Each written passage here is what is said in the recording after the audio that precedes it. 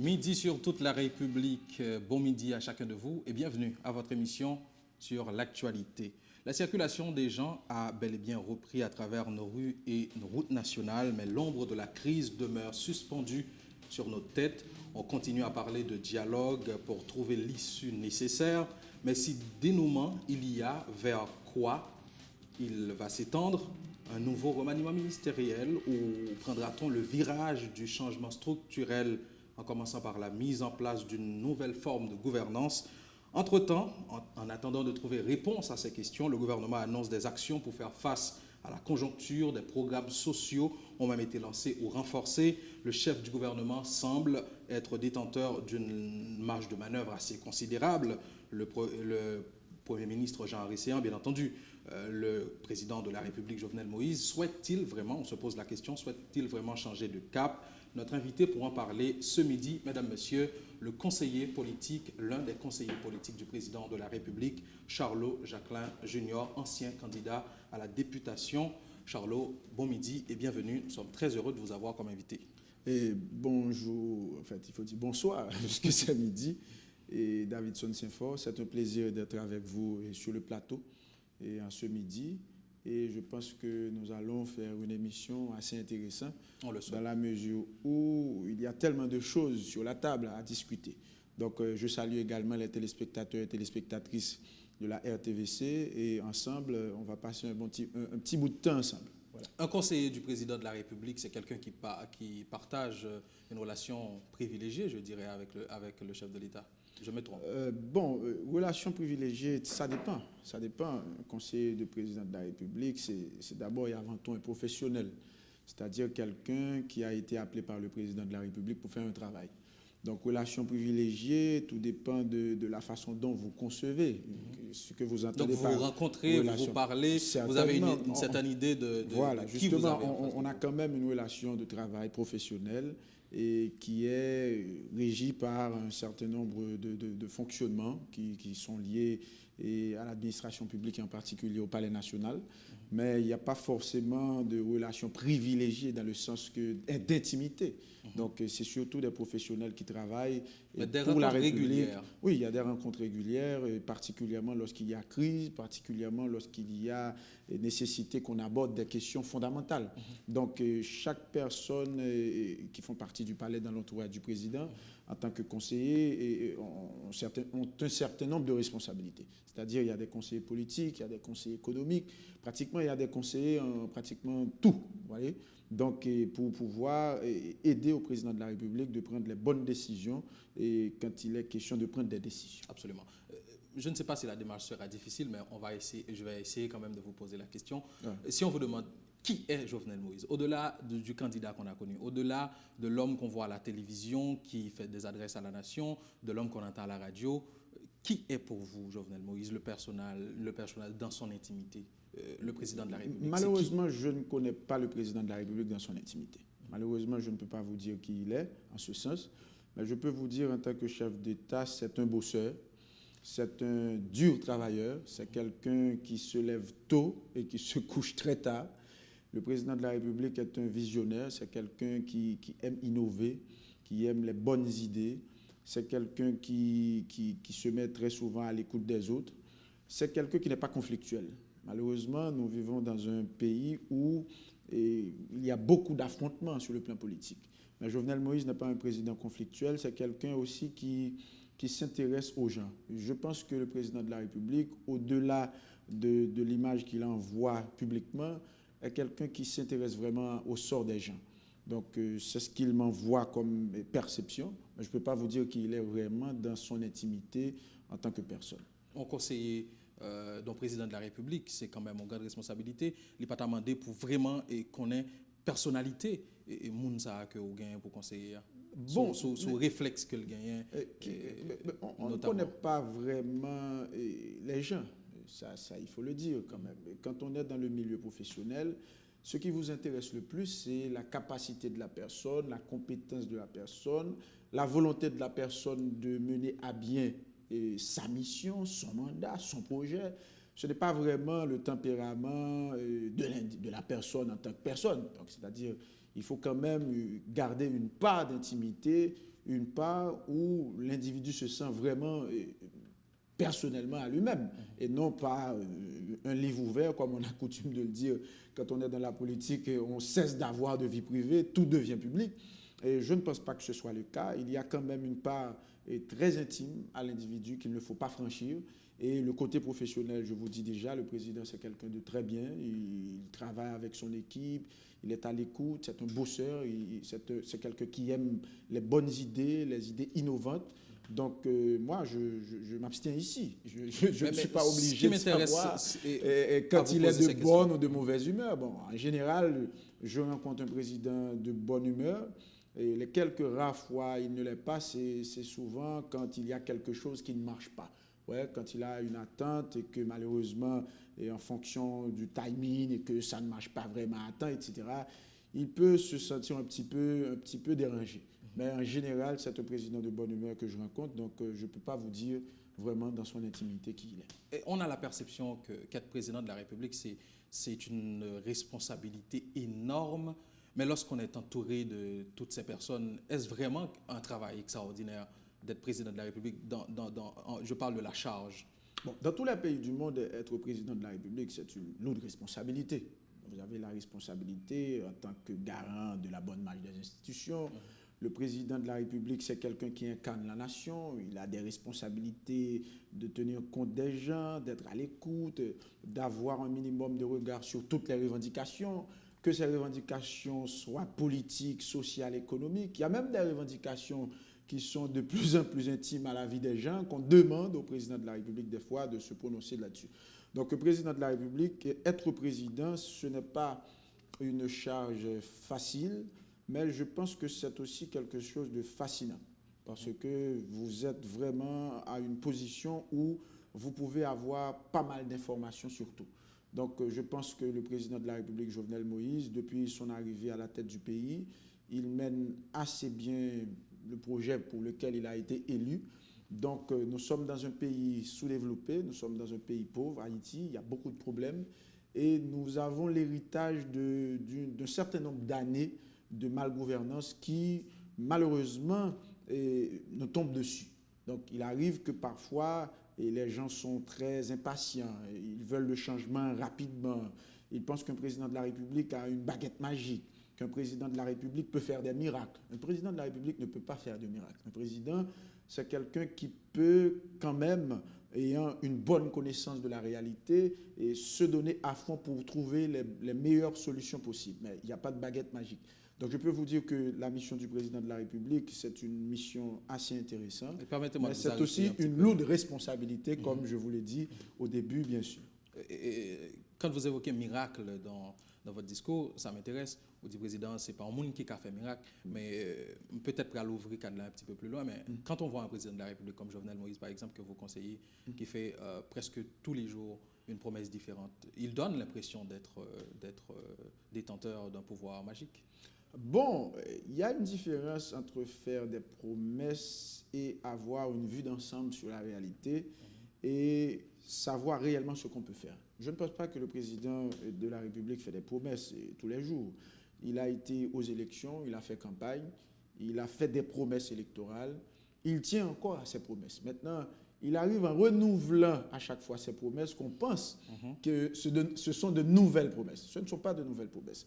La majorité des choses que le président évoque lorsqu'il prend la parole, c'est des choses qu'il a évoquées au cours de sa campagne électorale et qu'il parle toujours. Ce sont des choses qui l'intéressent. Par exemple, la question de l'énergie, la question de la corruption, la question de création d'opportunités pour les jeunes. Ce sont des choses qui l'intéressent vraiment et pendant toute la durée de la campagne, qu'il a pris du temps à expliquer aux gens. Donc aujourd'hui, il réitère à chaque fois ses promesses, non pas parce qu'il est en train de faire de nouvelles promesses, mais parce que ce sont des choses à laquelle il tient vraiment. Le président de la République, Jovenel Moïse, on a une impression et en pile monde, Abdil dans les médias au dernier temps, c'est un président qui n'écoute personne. Et d'autres disent que c'est un président qui n'écoute que ça, que son épouse, que sa femme.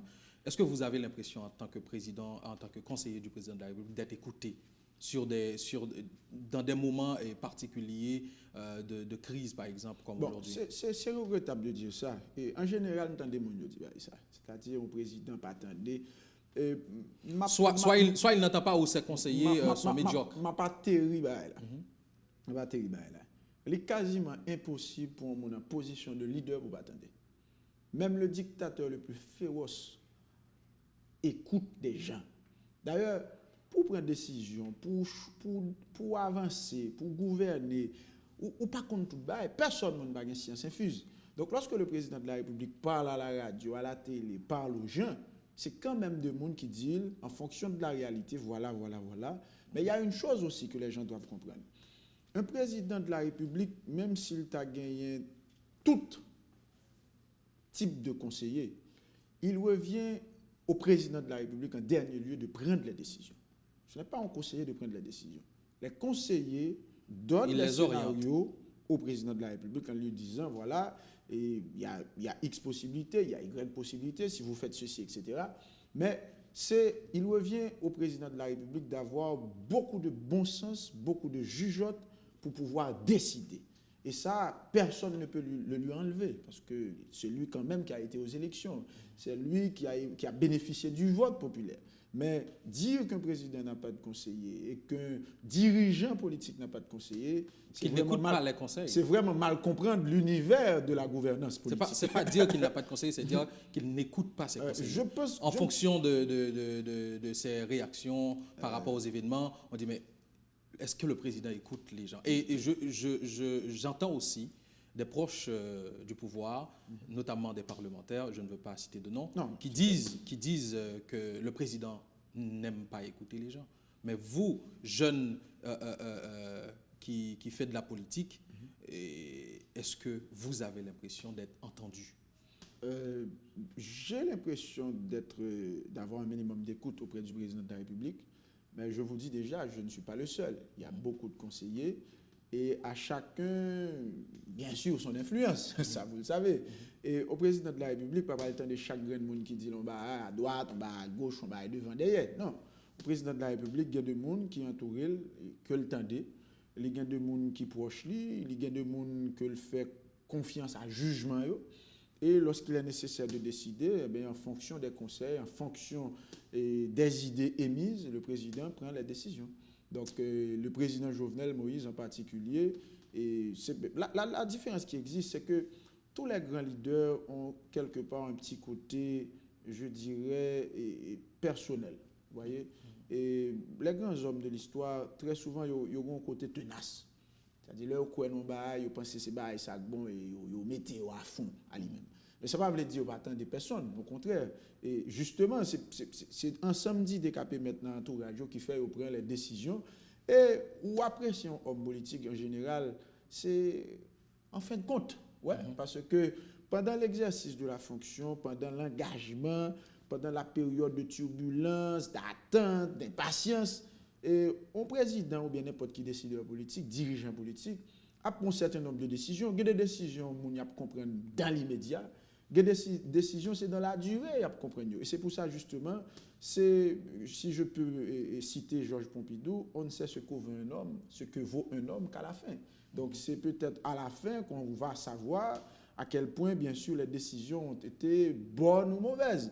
Donc, ça, c'est vraiment la dynamique du temps qui va le déterminer. Le président Jovenel reste quelqu'un, et bien sûr, qui écoute des gens, parce que c'est en fonction des conseils, bien sûr, qu'il prend les décisions. On a quitté général là tout à l'heure pour aller sur des événements particuliers, mais je voulais quand même poser une question ça en fonction de un observatoire avisé que je garde encore de citer Noni qui fait une réflexion en fonction de réaction population face à type de communication que le président gagne, langage que l'utiliser dans l'adresse à la nation ou bien intervention sur les médias. Et tant que dernière intervention président par exemple et gagne en pile monde surtout sur les réseaux sociaux qui passaient parole en dérision, des monde même qui mettaient d'autres voix pour montrer que le patap dit rien.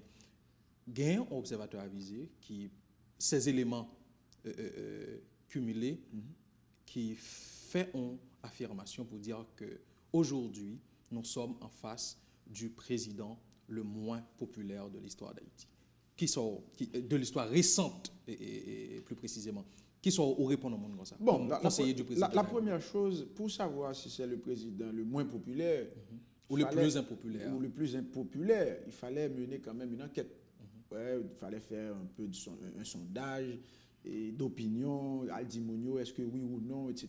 Et puis à ce moment, avec des grilles d'analyse scientifiques, on dit bon voilà, nous sommes des 100 personnes par commune, en quantité imposante de gens dit, ils pensaient que le président XY, à ce moment, m'a fait foi. Mais c'est vous aussi qui dites en politique, comment on dit déjà la chose, la perception vaut mieux que la réalité. Si le président donne cette perception, c'est pas bon pour lui. Non, mais c'est ce que je vous dis. Vous parlez d'un observateur avisé. À mon sens. Certainement. Moi, je vous dis que pour qu'on ait, si c'est vrai ça le dit, il fallait quand même qu'il y ait un sondage d'opinion côté effectivement ou demander des gens ça a pensé du président. À ce moment, on est capable de tirer conclusion. Maintenant, on est capable personnellement, quand c'est quelqu'un qui parle personnellement, on est capable de faire appel à sa subjectivité. Et nous sommes en politique. Et la subjectivité aussi a sa place. Nous pas dit que ça nous dit totalement pas ça. Cependant, nous-mêmes, nous pas qu'à mettre foi avec ça à chaque grain individu a dit. Donc, nous-mêmes, nous beaucoup plus faire confiance à la science. Donc, si son sondage qui était fait, qui te dit ça, peut-être que à ce moment, nous avons un type de comportement justement pour nous remonter la popularité président. Mais en attendant, si son monde cap dit, l'autre monde qui a dit, mon cher, parce que c'est le président le plus populaire de l'histoire aussi, pourquoi pas? Donc, je ne pas quoi me atteler moins à réfléchir sur l'opinion d'une personne en ces matières, bien sûr. On allait sur des événements précis. Yeah. Dernièrement, le président fait une adresse à la nation. Et dans ce discours-là, entre autres choses, il fait ça qui baille en pile monde l'impression que lui fait un transfert de responsabilité, de leadership, diraient certains, au Premier ministre de la République. Nous parlons de Maître Jean-Henri Séan, notamment en ce qui concerne le dialogue qu'il faut initier avec les protagonistes, avec les gens de l'opposition, avec la société civile et tout, pour trouver une issue à la crise actuelle. C'est voulu de faire un transfert de leadership parce que quand même le vis-à-vis par rapport à ceux qui demandent le départ du président de la République, le vis-à-vis des hommes politiques, des hommes et femmes politiques de l'opposition est Jovenel Moïse. Mais nous avons l'impression que un transfert de leadership qui est fait au Premier ministre, est-ce que c'est calculé?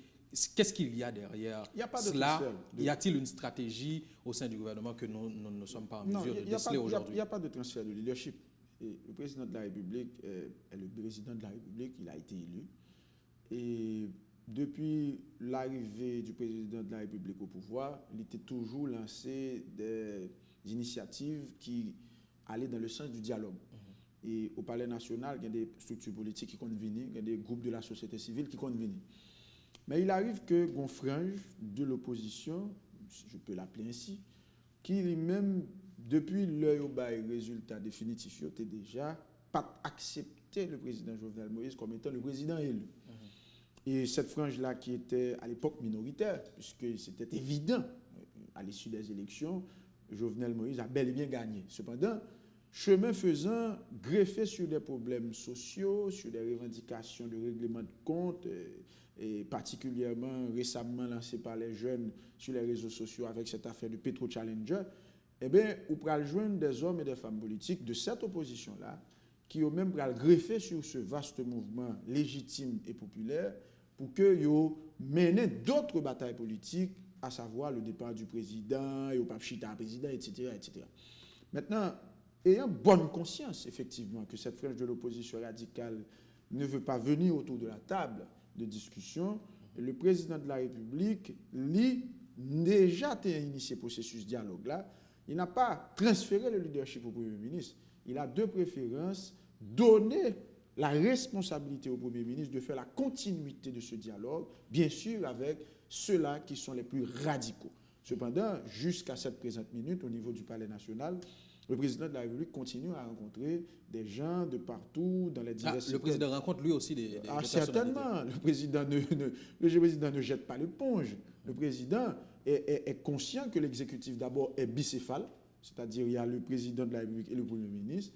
Et puisque vous appelez pour le travail en symbiose, et nous avons conscience qu'il y a une frange de l'opposition, comme je vous dis, radicale, qui lui-même gagne un comportement qui pas fin trop démocratique dans une certaine mesure, eh bien, nous léguons au Premier ministre la responsabilité de pouvoir et se mettre à l'écoute de ces gens-là pour comprendre comment on peut trouver un véritable dénouement à cette crise. Donc, c'est-à-dire, c'est un travail d'équipe. Il n'y a pas un travail de transfert de leadership. C'est un travail d'équipe. Il y a le président de la République d'une part, le Premier ministre d'autre part, et ensemble, ils mènent la politique du gouvernement, la politique au plus haut niveau de l'exécutif.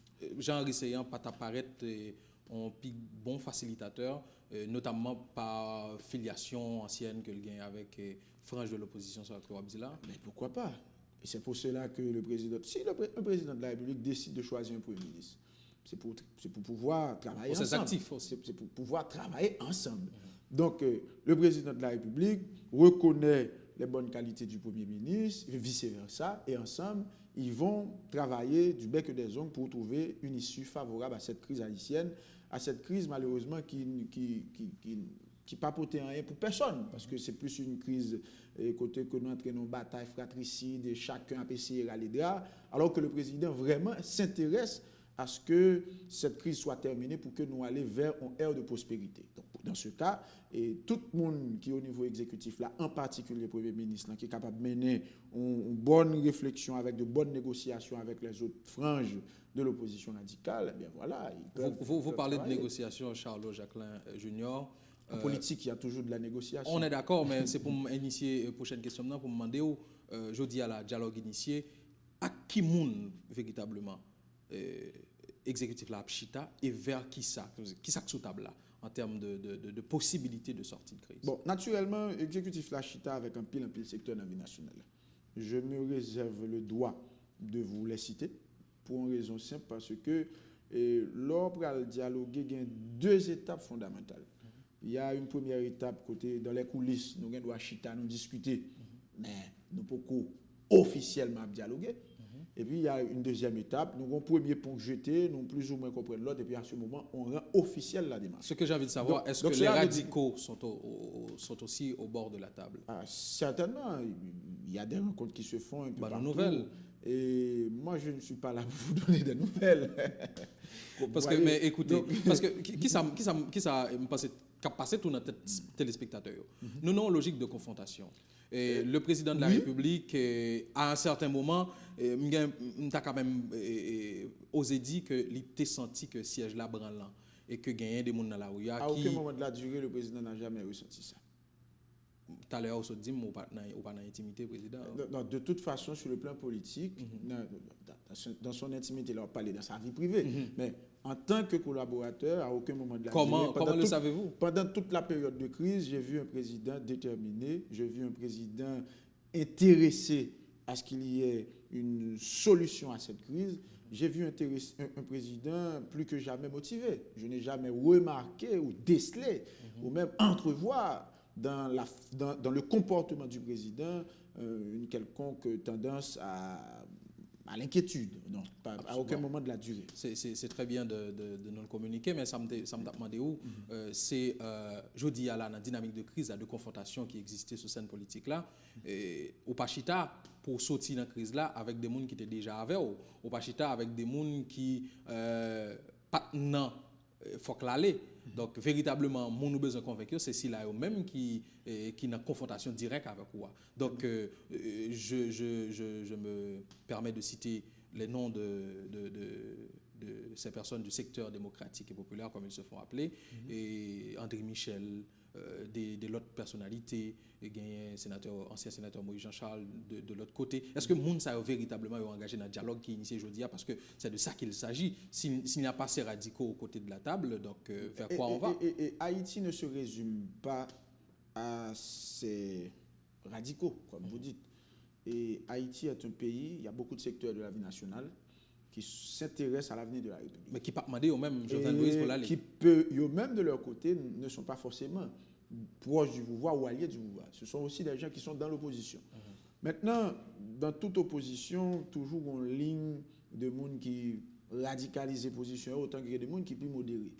Maintenant, il y a des réflexions qui sont faites, il y a des appels qui sont lancés, il y a des gens proches du président de la République qui ont parlé avec des gens dans l'opposition. Mais je vous dis que c'est une première étape. Et cette étape-là, ils sont étapes qui m'ont demandé un pile dextérité politique. Ouais, parce que quand les hommes politiques, même en période de guerre, deux pays qu'on n'a pas affronté une l'autre, et puis il y a des émissaires qui ont parlé dans l'ombre, hein, vous savez, qui ont dit, bon, voilà, mais tels sont les termes de la reddition. Pour me d'accord, faire bac, faut 1, 2, 3, 4, respecter, ainsi de suite, etc. Donc on est dans cette dynamique. Donc il y a toujours un minimum de passerelle qui existe entre les hommes politiques pour que, même par transitivité, c'est-à-dire à travers d'autres mondes, à travers des tierces personnes, que gagner des analyses, des réflexions, des dialogues qui initient. Cependant, ce qui nous intéresse le plus aujourd'hui, et je suppose que c'est ce qui intéresse aux téléspectateurs aussi, c'est le dialogue officiel, là où réellement tous les acteurs autour d'une table politique ont regardé quelle est la meilleure solution à cette crise. Cette crise, elle n'est pas politique.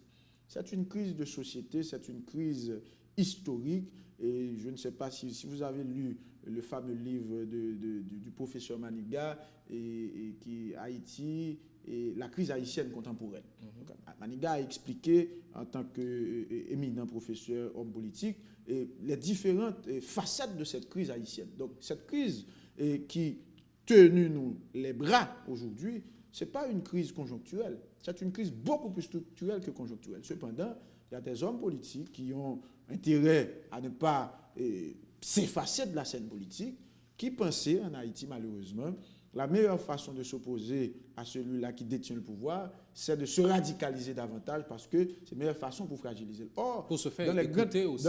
Pour se faire peut-être écouter. Or, dans les grandes démocraties, ça ne se fait pas comme ça. Nous-mêmes, nous avons pleinement conscience de cette réalité et c'est pour ça, justement, en bon haïtien, le président de la République, il n'a pas aucun sentiment de haine vis-à-vis de personne, nous dit, nous sommes pour le dialogue.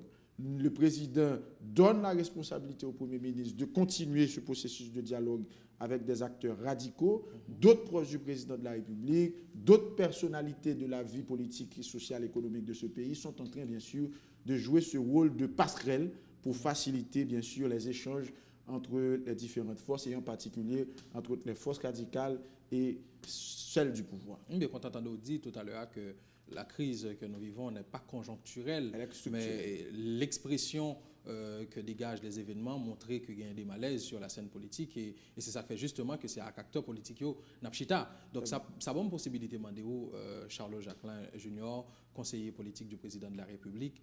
Dialogue ça qui est initié vers quoi? Donc c'est qui ça qui est sous table là en termes d'éléments de discussion?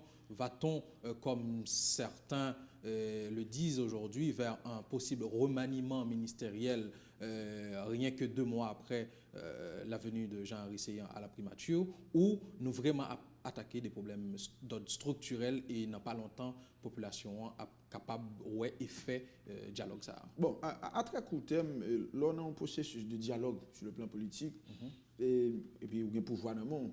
Il est naturel qu'à un moment de la durée, en général en Haïti, on dit partage de responsabilité. Bon, je trouve que c'est un peu aller trop loin. Mais cependant, là, on processus. C'est de ça qu'il s'agit. Permettez que je vous arrête un peu. Sans problème. Parce que c'est le lieu du pouvoir, normalement, idéalement, doit être un lieu de service à la population, à la majorité. Certainement. Donc c'est une responsabilité.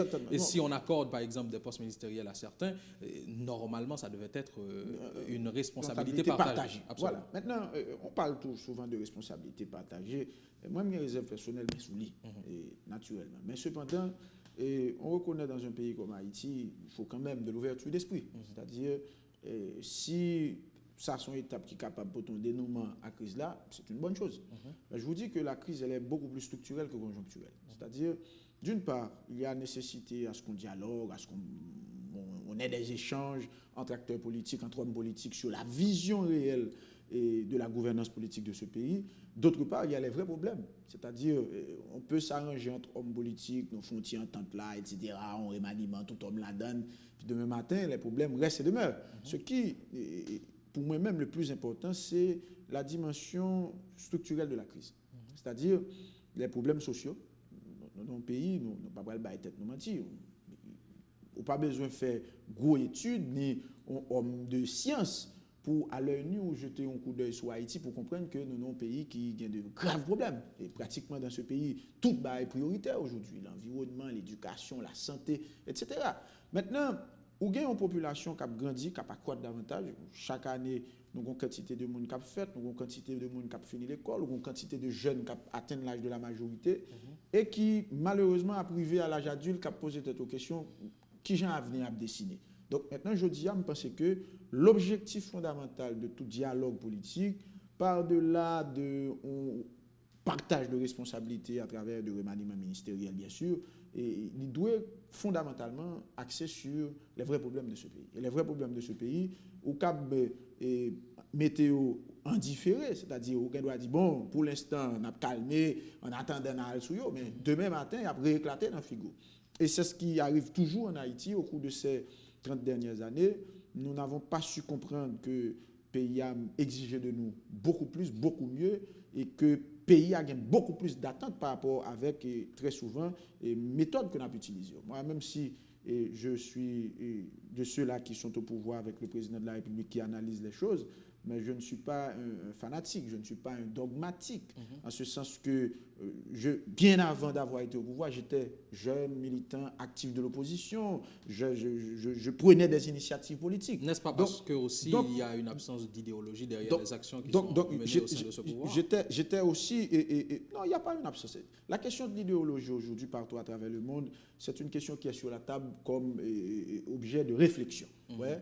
Et on arrive jusqu'à dire en Europe, les idéologies sont mortes. Et si vous voyez ce qui se passe... Disons plutôt une vision politique ça, c'est de autre gouvernance. Chose. Ça, c'est autre chose. L'idéologie et la vision, c'est deux choses différentes. Maintenant, pour la vision, le président de la République, je vous l'ai dit... Mais vous y croyez dans la vision de Jovenel Moïse? Le président est un visionnaire. Le président est quelqu'un qui rêve grand pour Haïti, pour le peuple haïtien. Mais nous avons un pays qui a des problèmes profonds et qui ne datent pas d'aujourd'hui. Et que malheureusement, nous héritons bien. Donc, dans ce dialogue fondamentalement important à faire, il y a deux dimensions importantes. Il y a la dimension justement de l'ouverture, qui est intéressant parce que nous sommes dans un pays quand même 27 700 km², 500, excusez, mais ce n'est pas beaucoup. Une population de 12 millions d'habitants, on peut gérer ça ensemble en hommes politiques. Et puis, il y a la dimension, je vous dis, structurelle de la question, pour qu'effectivement nous abordons les vrais problèmes de l'haïtien moyen pour que nous ayons une perspective pour l'avenir. Et c'est élément fondamental dialogue qui est initié, je veux dire. Et c'est ça l'objectif du président de la République. Au niveau de la présidence, c'est tout dialogue politique pour nous-mêmes doit être capable de tenir compte de ces deux aspects. Oui, l'ouverture, aucun problème, le président est pour l'ouverture. Et bien sûr, les problèmes profonds de ce pays que le président a voulu attaquer à travers ce vaste programme de caravane changement, cette vaste stratégie, pour ne pas dire programme, et que malheureusement, pas trop bien compris par les gens, mais que monsieur et certains, chemin faisant, il y a besoin d'une meilleure explication de lui, qui permettre que vous saisissiez cette grande stratégie pour que, effectivement, l'État aborde les problèmes, puisque les problèmes, tout est prioritaire, je vous dis, en Haïti, et bien pour que l'État aborde les priorités vitement, mais avec dextérité pour que y ait des résultats que y nécessité. Plusieurs mondes autour de table là, vous parlez non de monde modéré au sein de l'opposition, de monde plus ou moins radical qui gagnent des négociations. Il n'y a pas encore une table en tant que telle. Il n'y a pas encore une table de discussion. Et gagner des échanges, gagner des appels téléphoniques, gagner des petites rencontres qu'a faites, etc., justement pour que nous arrivions à cette table justement de négociation, cette table de dialogue, cette table de réflexion à l'haïtienne. Mais là, on parlait d'une démarche pour le long terme ou bien à moyen terme. Parce qu'on croyait qu'il y avait la démarche se fait à moyen terme, à court terme et à long terme. Parce que de toute façon, on dit nous fin dialoguer là, je dis nous entendons, il faut nous entendre sur quelque chose.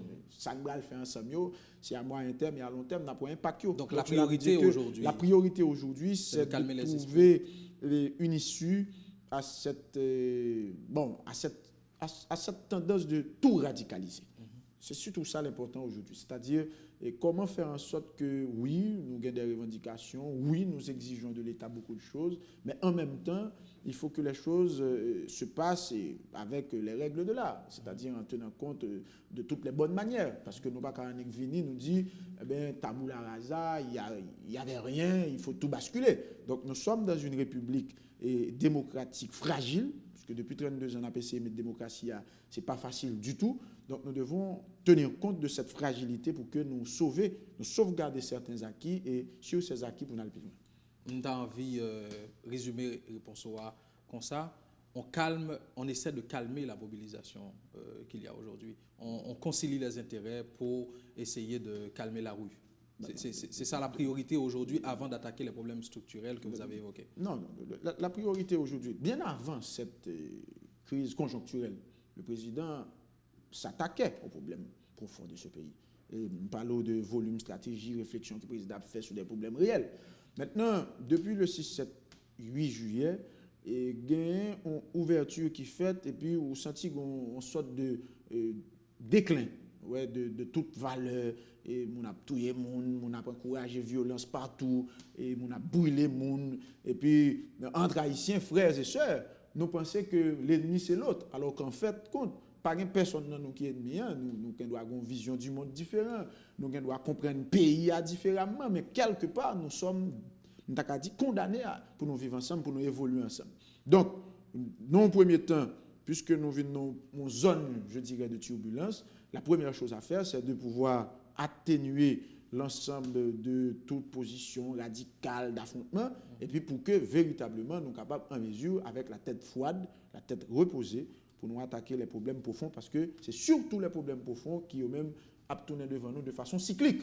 C'est-à-dire, on doit dire, bon, on calme pour un an, mais après un an, ça va recommencer, ça va redémarrer. Or, il faut vraiment donner de la perspective aux gens, et c'est dans la stabilité, c'est dans la paix, c'est dans le calme, c'est dans la concertation de tous que nous sommes capables de vivre vers là. Un président, en moins de 2 ans, qui est obligé de gagner 2 gouvernements et déjà mettre cap son possible remaniement. Il n'y a pas là l'expression d'une absence de leadership véritable. Non. Parce qu'il y a des gens qui disent, Charles Jacquelin Junior, que ça qu'a exprimé dans la rue, en majeure partie, c'est l'expression, je dirais, c'est une réponse à l'indifférence de l'État aujourd'hui qui n'a pas attaqué et contrairement à ce qu'on dit là, aux vrais problèmes de la population, notamment aux besoins primaires du petit peuple, comme on pourrait dire. Ça, on est capable de comprendre. Tout à fait chronologiquement, c'est un bac, un retour en arrière. Et de 1986 à aujourd'hui, ça fait 32 ans. Jean-Claude Duvalier est allé. De départ, Jean-Claude, en 86 à 90, on vit près de 4 ans d'instabilité politique, régime et CNG, les Steve-François Manigat, d'autres régimes politiques. 91, le président Aristide pour un pouvoir, et 7 mois plus tard, il prend un coup d'État, près de 3 ans de résistance populaire. Et 94, il retourné, le président Préval monté difficilement à gérer. Et puis, on vient de joindre en 2000 une crise politique aiguë qui va déboucher sur 2004.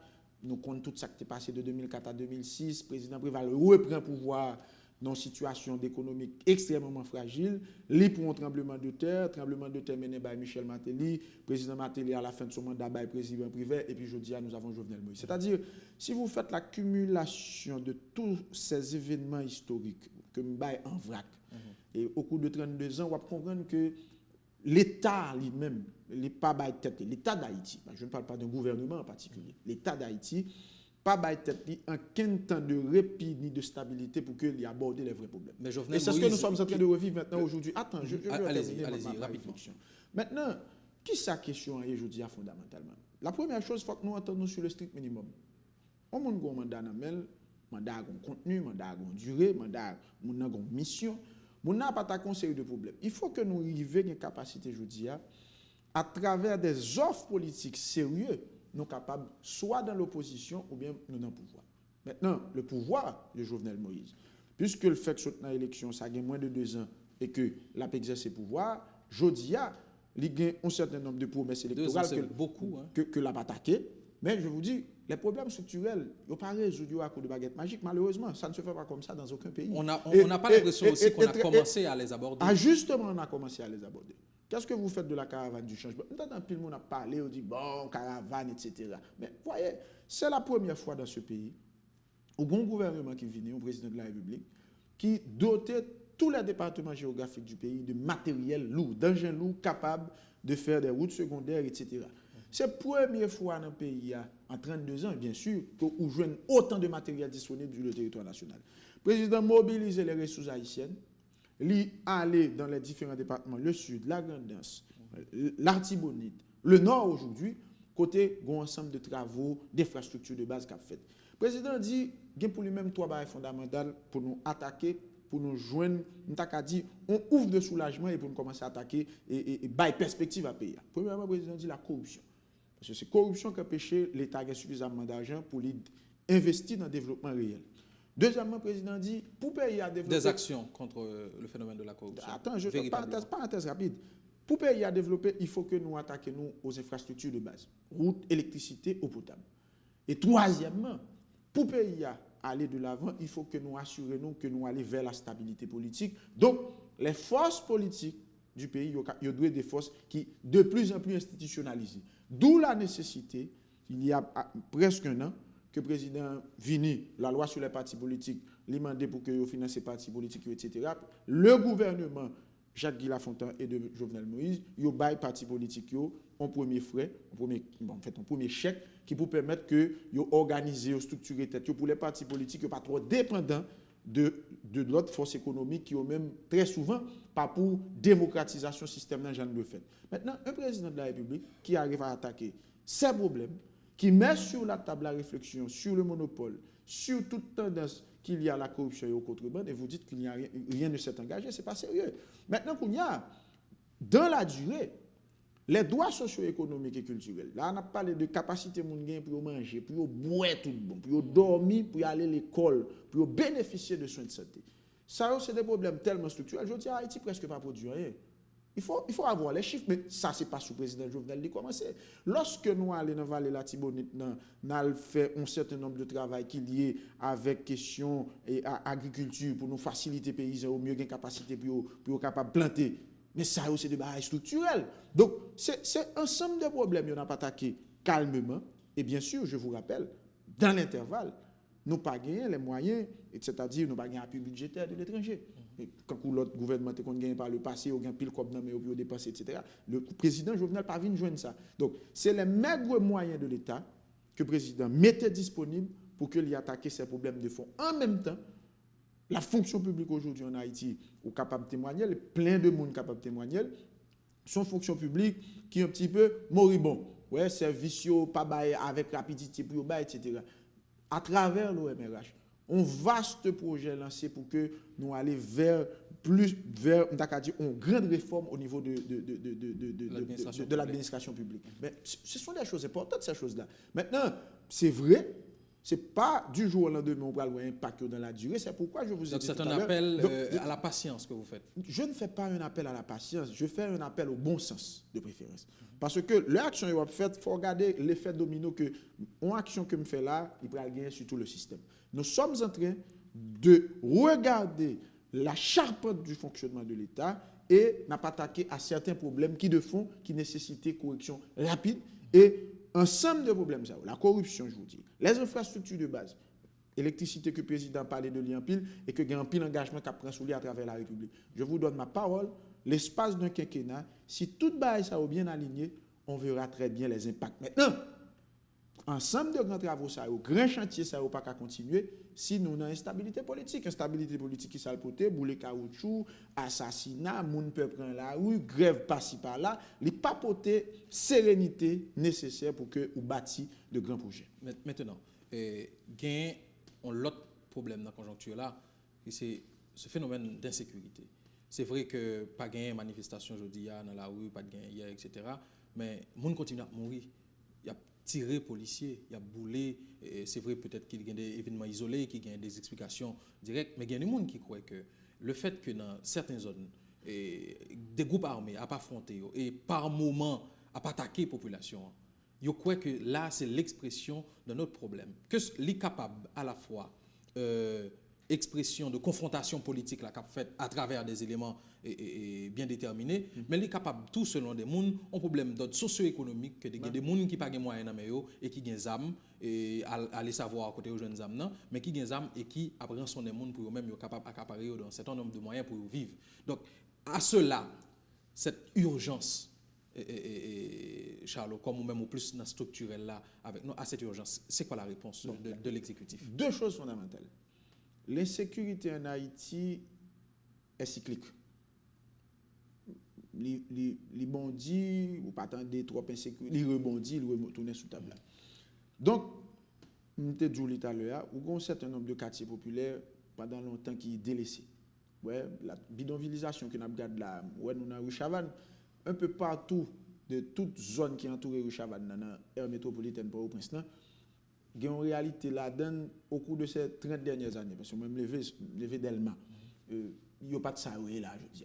Boîte chaîne, non, regardez là, il y a peu de choses là. Il n'y a pas de saleté, la belle air, c'était soleil.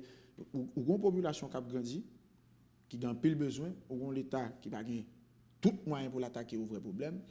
Et ou une quantité de jeunes dans le quartier populaire qui viennent tourner de véritables instruments entre les mains de certains groupes politiques, malheureusement, et qui n'ont pas fait honneur avec jeunes en particulier avec l'avenir. Maintenant, ça c'est une première dimension, parce que l'insécurité aussi, parfois, les a un caractère politique. Ouais. Il y a des périodes où il y a l'insécurité reprend, ce n'est pas forcément insécurité qui reprend, mais c'est justement, j'en suis dit tout à l'heure, une dynamique politique, il y a des groupes qui manipulent des groupes. Mais par ailleurs, il faut le dire quand même... Des groupes qui peuvent être à la fois du côté de l'opposition que du pouvoir. Il faut le dire quand même. Et, par ailleurs, il y a une raison qui justifie pour les gens tout le monde que l'opposition que le pouvoir. Et il y a une chose qui est regrettable que nous avons passé là aujourd'hui dans le pays. Bah, ça aussi débat me déconne le petit mon petit dans les années 94 95 où te connait mon a boulé moun ouais et bon je dis c'est pratiquement monnaie courante dans ce pays et un peu partout on moun font bagaille on moun touyon moun on moun violon principe et puis ouais population peuple souverain débarquer on prend le racher la manchette tout bon c'est pas sérieux ça et on ne bâtit pas une civilisation républicaine ainsi il faut que moun yo comprenne dimension ça mais j'admets quelque part que une responsabilité qui puisse dépendre de l'État. La responsabilité de sensibiliser, de formation, d'éducation civique des gens, c'est moun yo pas lever de Paris même au matin, yo comprennent toute bagaille. Il faut que vous fassiez partie d'un moule de socialisation qui prépare yo à comprendre que le vivre ensemble implique un certain nombre de choses et parmi eux, on doit pas commencer, qu'on doit pas finir, ainsi de suite, etc. Malheureusement, les instabilités successives sur le plan politique c'est eux qui mènent nous là, je dis. Maintenant, la police nationale instruit, parce que le Premier ministre, il dit ça plusieurs fois, comme vous entendez bien sûr, pour lui prendre toutes dispositions en matière de sécurité publique, etc. Mais lorsque l'insécurité, ou bien Mdaka dit, les quelques actes de dérapage, les écarts que nous identifions dans le système, ils sont dus aux problèmes socio-économiques, à ce moment, bien plus que les forces de l'ordre, il faut des projets sociaux pour pouvoir attaquer à ces problèmes. Maintenant, si tel est le cas, moi qu'on est au niveau du gouvernement aujourd'hui, il y a un certain nombre de programmes qui lancés pour encourager mon dans la question business, il y a un programme qui lancé qui c'est PAPEJ et programme d'appui à l'entrepreneuriat jeune, il y a un crédit à terre plate, il y a un pro jeune, il y a un certain nombre de programmes qui a lancé aujourd'hui au niveau de l'État qui pour encourager moun et jeunes en particulier à aller vers l'entrepreneuriat pour permettre que ne pas trop dépendant de monde et pas trop attendre un patron qui pour bailler un emploi par leur créativité ils sont capables de même créer propre moyen pour survivre et vivre. Maintenant, ces programmes là, c'est des programmes qui à peine initiés pendant le président Jovenel Rivet sous pouvoir et c'est sûr et certain que yo poko attaquer le plus possible de monde mais c'est quand même des initiatives louables qui prend par le gouvernement, par le président de la République, et qui, même dans la durée, pour les meilleurs résultats. Mais entre-temps, bien sûr, tout homme qui est orienté dans la ligne banditisme, dans la ligne criminalité, la justice doit pour le travail à ça. Parce que on pas qu'à bâtir un pays, tout, avec des gens qui battent tous les droits, c'est-à-dire le droit d'enlever la vie, le droit d'assassiner, Personne n'a un droit. Pour ces groupes armés notamment, est-ce que canal de communication non officiel, côté évoqué tout à l'heure pour des personnalités de l'opposition dites radicales, gagnent des pourparlers avec des mondes dans l'État qui peut-être pas visibles, mais avec aussi ces groupes armés pour essayer de voir dans quelles conditions, parce que là, il est question de désarmement et nous connaissons méthode de yo souvent assez complexe. Est-ce que gagner des canaux de communication qui a été établi avec la première chose, le président, dans le dernier adresse à la nation, il était souligné clairement qu'il faut que vous remettez sous pied la commission de désarmement pour permettre que les quartiers populaires soient apaisés. Le Premier ministre reprend ça dans l'adresse par là également. Moi, je crois que je dis, il y a des réflexions qui sont faites à ce niveau. Je ne suis pas au courant, je n'ai pas tous les détails. Mais entre ce qu'avait dit le président et suite Premier ministre dans l'intervention PAL, je suis presque sûr qu'il y a des démarches qui sont liées à cet effet qu'a engagé jeudi au niveau de l'État. Et je pense que ce sont des démarches assez intéressantes, mais ce sont des démarches tout qui m'ont dit en pile et délicatesse. Parce que là, on fait des actes odieux et qui présentent comme tel, pas fin trop sûr que ou capable tout simplement de dire ça, on me met dans la vie normale, etc. Donc il faut quand même que vous gardez cet aspect-là. Mais cette commission-là, monsieur, que vous allez remobiliser, en attendant que nous connaissions qui va la donner, puisque pas vraiment, c'est pas un dossier que je suis, mais je vous dis que je pense que les sont priorités, je dis pour l'État, parce que le président souligne et le Premier ministre lui-même, il fait relais en tant que monde qui peut mettre mise en œuvre pour que ça lui-même n'y fait. Une dernière question pour nous finir, Charlot. Jacqueline Junior, il y a un miroir qui projetait véritablement la vision, pour ne pas dire l'idéologie qui mène la politique gouvernementale, la vision, je préfère la vision d'un pouvoir, c'est son budget. Son projet de budget en tout cas, s'il n'a pas gagné majorité dans le Parlement.